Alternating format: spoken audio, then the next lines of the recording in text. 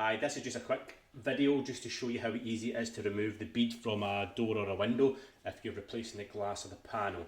Most beads will be found in the inside, sometimes they are on the outside. So find your bead, you'll see the faint line of where the bead joins the frame. We use a moon knife and a hammer. So find that line, insert your moon knife, a couple of taps,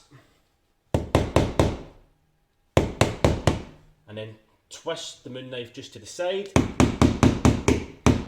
just to move the bead away from the frame. Cut your way up and down until you've got enough out that you can get a grip of your fingers and pull. And then you're just putting the bead back in.